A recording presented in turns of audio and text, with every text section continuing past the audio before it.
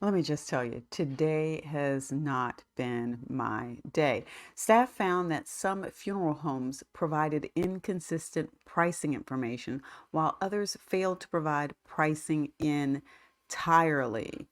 The Federal Trade Commission is sending warning letters to 39 funeral homes across the country after investigators conducted the agency's first undercover phone sweep and discovered several violations of the funeral rule, including funeral homes that failed to provide accurate pricing information or failed to give out price information entirely. Now, let me just say one other thing about this before we dig down into this.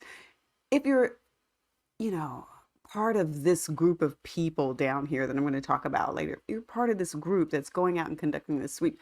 What are you saying to people? Well, cousin Tessa just died and we need to bury her.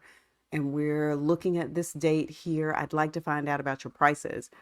Aren't you concerned about that karma coming back? Aren't you? It sort of reminds me of when we were in college and grandma, like everybody's grandma, either got sick or died. It was just sort of the thing. They needed to pass away so that we could either get a delay on an exam, turning in a project, or writing a paper. Like, I think everybody knows that that's the deal.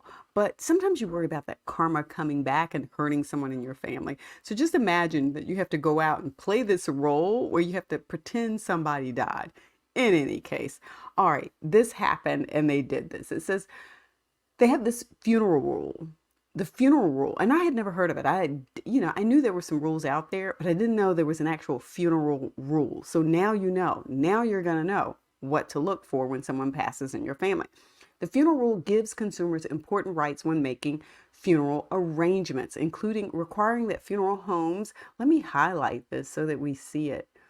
This part, tell persons who ask by telephone about the funeral provider's offerings or prices any accurate information from their price list and any other readily available information that reasonably answers the questions. It says throughout 2023, look at this, investigators and other staffs, these are the regions that they covered. East Central region, Northwest region, Southeast region, Southwest, Midwest, Western. It says they placed undercover calls to more than 250 funeral homes across the country. And I looked this up. I did some math on my cell phone, and that's about 15%. It's a little over 15%. So think about that. 85% of the funeral homes were doing what they were supposed to be doing. They were actually following the funeral rule. But it looks like 39 funeral homes violated the funeral rule on these calls. And so those were the ones that got these letters. On 38 of the calls, funeral homes either refused to answer questions about pricing at all or provided inconsistent pricing for identical services.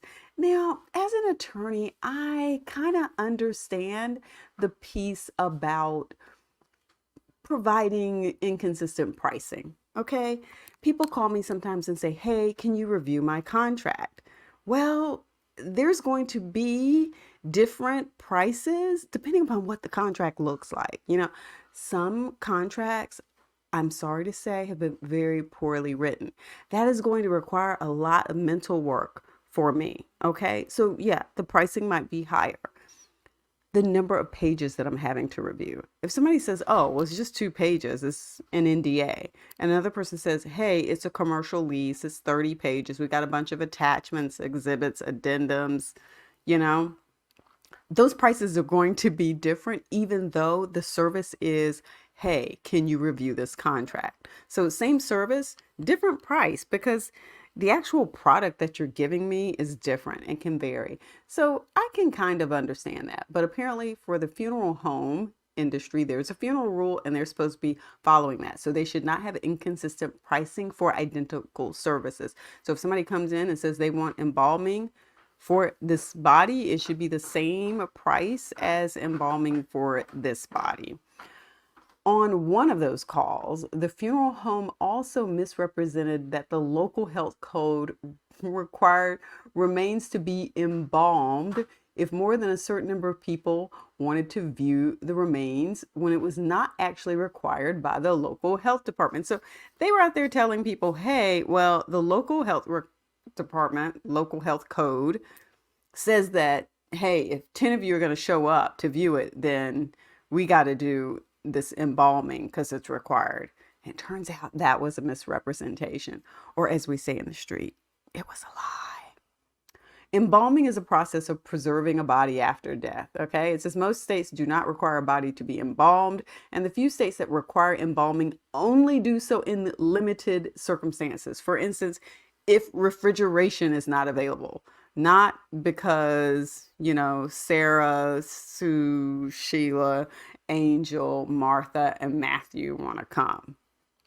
On another call, the funeral home promised to send a general price list, which is required to include disclosures and itemized services, but instead provided a list of package prices that did not meet the funeral rule requirements for a general price list. So you can imagine that a package is going to encompass more items, and then it's probably going to have cha-ching, a higher price tag than an itemized general price list that breaks everything down, and you can maybe a la carte some things and come up with something that works within your budget.